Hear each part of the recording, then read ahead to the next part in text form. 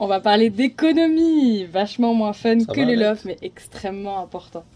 Alors effectivement, salut à toutes et à tous, c'est Vanny, votre guide à travers les méandres des projets, de la culture et de vos carrières artistiques.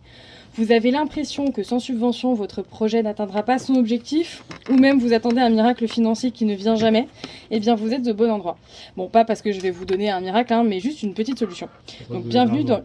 dans... ouais, j'adorerais le faire tomber du ciel, vraiment. Mais bienvenue dans le kit de survie Mana. Chaque semaine, on décortique un outil indispensable pour gagner du temps, éviter la surcharge de travail et enfin vous concentrer sur l'essentiel, votre art. Aujourd'hui, on va parler d'argent, mais surtout de liberté. Une des raisons pour lesquelles Vimana existe, c'est pour permettre aux artistes de comprendre les secteurs dans lesquels ils évoluent. Alors aujourd'hui, on commence à défricher l'économie de la culture. D'ailleurs, je devrais dire l'économie des cultures, les économies des cultures, pardon, car chaque art a ses spécificités. Ce qu'il faut surtout, c'est que pour ne plus dépendre d'une seule partie prenante financière, vous devez comprendre les trois logiques économiques qui font tourner la culture aujourd'hui. Comprendre ça, c'est savoir jongler pour construire une stabilité stratégique. Sans plus attendre, on attaque le premier coin du triangle. 1. La logique de marché. L'offre et la demande. C'est la base. Vous vendez un produit, un concert, une œuvre, quoi que ce soit, et quelqu'un l'achète. La spécificité, c'est que l'art est ce qu'on appelle un bien d'expérience. On ne sait pas réellement si c'est un bien qui va nous satisfaire avant de l'avoir consommé. On achète une promesse, on achète une croyance. Ici, c'est le public qui décide. Si personne n'achète de billets, il n'y a pas de revenus.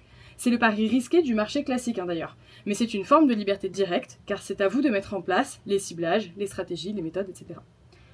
Deuxième fonctionnement, la logique publique. La culture est structurellement déficitaire. C'est la loi économique qui s'appelle d'ailleurs la maladie des coûts.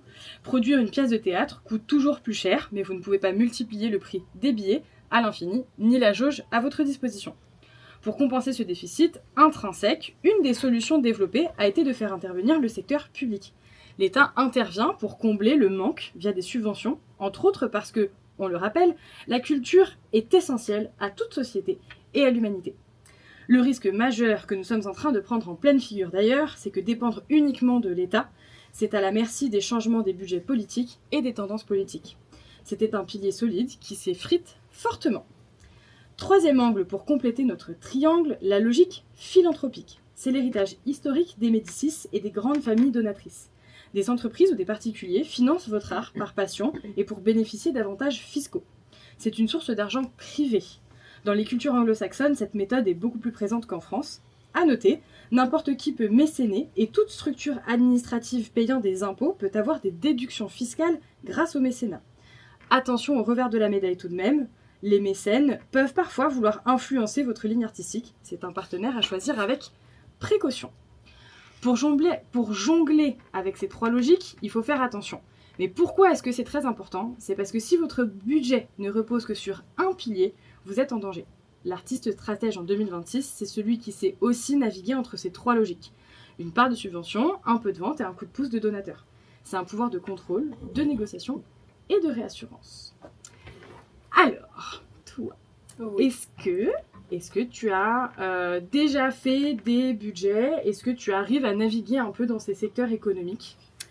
Ben, j'avoue que pour l'instant, vu que je débute vraiment, donc Ouais. je découvre un peu. Bien Ouais. sûr. Là, c'est surtout, niveau budget, c'est surtout sur les concerts que. Complètement. Ouais. Mais sinon, pour l'instant, le reste, je vais dormir moins bête ce soir. Ah, est-ce qu'on vous apprend ça à l'école un petit peu quand même ? Un peu, ouais. Ça c'est bien, Ouais. c'est hyper important. Ouais, Prends c'est ces très cours. important. C'est pas les plus utiles sur le terrain tout de suite, mais Non, mais sur on le sait long que terme. ça va. Ils sont Ça vraiment va être important, essentiels. ouais. Ah bah super, je suis ravie de savoir que vous l'avez en cours. Bon bah comme d'habitude, petit récap du jour, ne mettez pas tous vos œufs dans le même panier et apprenez à comprendre et maîtriser ces trois logiques, le marché, le secteur public et le mécénat.